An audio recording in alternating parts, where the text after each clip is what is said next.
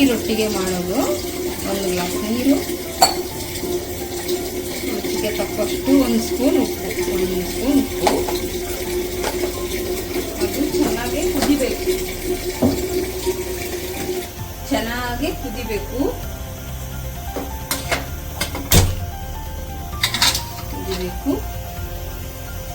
ಬೆಳಿಗ್ಗೆದು ಒಂದು ಸ್ವಲ್ಪ ಅನ್ನ ಮಿಕ್ಕಿದೆ ಇದೆ, ತಿನ್ನಲ್ಲ ಬೆಳಿಗ್ಗೆದು ಯಾರು, ಅದಕ್ಕೋಸ್ಕರ ಅದನ್ನ ರೊಟ್ಟಿಗೆ ಹಾಕ್ತೀನಿ. ತೊಳೆದಿದ್ದೀನಿ. ತೊಳೆದ ಮೇಲೆ ಅನ್ನ ಹಾಕಿದ್ದೀನಿ. ಅದು ಚೆನ್ನಾಗಿ ಕುದ್ದ ಮೇಲೆ, ಚೆನ್ನಾಗಿ ಬೆಂದು ಬಾಯ್ಲಾದ್ಮೇಲೆ ಅದಕ್ಕೆ ಹಿಟ್ಟು ಹಾಕೋದು. ಇವಾಗ ಕುದೀತಾ ಇದೆ. ಚೆನ್ನಾಗಿ ಕುದಿಬೇಕು, ಅದು ಚೆನ್ನಾಗಿ ಬೇಯಬೇಕು. ಅನ್ನ ಎಲ್ಲ ಬೆಂದು ರೊಟ್ಟಿ ಹೊಡೆಯಲ್ಲ, ಸೈಡೆಲ್ಲ.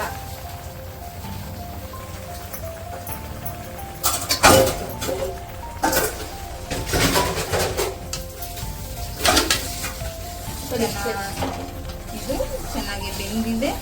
ಈಗ ಯಾವ ಲೋಟದಲ್ಲಿ ನೀರು ತಗೊಂಡು ಹಾಕಿದ್ವೋ ಅದೇ ಲೋಟದಲ್ಲಿ ಹಿಟ್ಟು ಹಾಕಿ ಚೆನ್ನಾಗಿ ಇದು ಮಾಡ್ಕೋಬೇಕು. ನಾನು ಹೇಳ್ತಾ ಇರೋದು 4 ಜನಕ್ಕೆ ಮಾತ್ರ. ಜಾಸ್ತಿ ಜನ ಇದ್ರೆ ಜಾಸ್ತಿ ಮಾಡ್ಕೊಂಡು.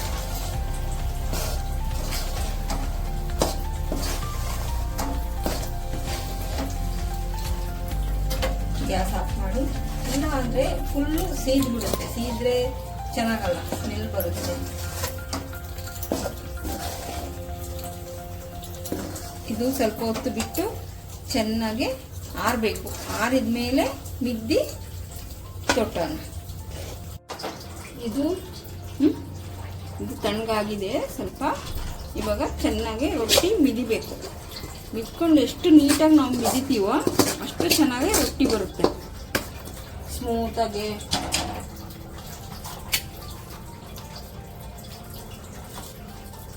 ಬಿಸಿ ಇದೆ, ಕಟ್ ಮಾಡಿ.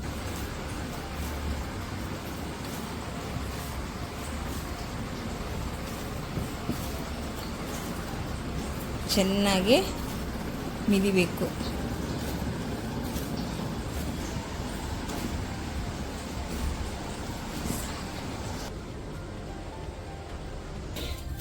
ಚೆನ್ನಾಗಿ ತಕ್ಕೊಂಡು ಚೆನ್ನಾಗಿ ಮಿದ್ಕೋಬೇಕು. ಇದನ್ನ ಇಟ್ಕೊಂಡು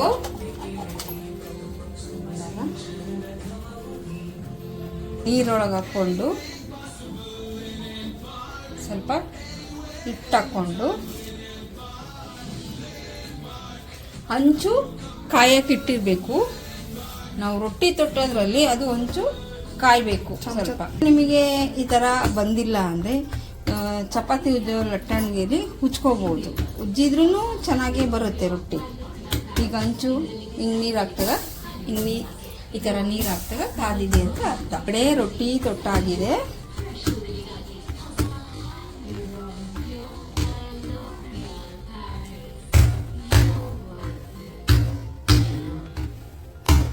ನಾವು ಇಟ್ಟು ಚೆನ್ನಾಗೇ ಮಿದಿಬೇಕು. ಮಿದ್ರೆ ಚೆನ್ನಾಗಿ ಹಾಕಿದ್ದೀನಿ. ಅದು ಚೆನ್ನಾಗಿ ಮಿದಿಬೇಕು.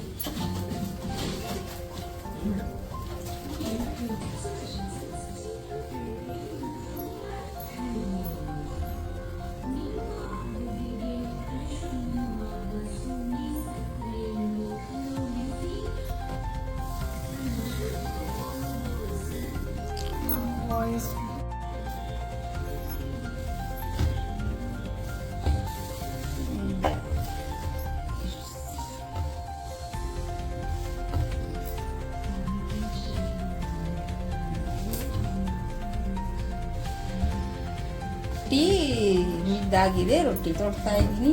ಇದು ನೀವು ಫಸ್ಟ್ ಹಾಕಿದ್ದ ಅದು. ಈಗ ಇದು ನೇಕಿ ಈ ಥರ ಎದ್ರೆ ಬೆಂದಿದೆ ಅಂತ ಅರ್ಥ.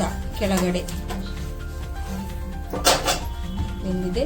ಈಗ ಅದ್ರ ಮೇಲೆ ನೀರು ಹಚ್ಚಬೇಕು. ನಾವು ಕೆಳಗಡೆ ಹಿಟ್ಟು ಹಾಕಿರ್ತೀವಲ್ಲ ಅದು ಬೆಳ್ಳಗೆ ಕಾಣಿಸುತ್ತೆ. ಸ್ವಲ್ಪ ನೀರು ಹಾಕಬೇಕು. ಹೊಸ್ದಾಗಿ ಮಾಡೋರಿಗೆ ಸ್ವಲ್ಪ ಕಲಿಯೋ ತನಕ ಕಷ್ಟ ಆಗುತ್ತೆ. ಮಾಡ್ತಾ ಮಾಡ್ತಾ ಈಸಿ ಆಗುತ್ತೆ. ತಿನ್ನೋಕ್ಕೆ ಚೆನ್ನಾಗಿರುತ್ತೆ ರೊಟ್ಟಿ. ಡಯಟ್ ಅವ್ರಿಗೆಲ್ಲ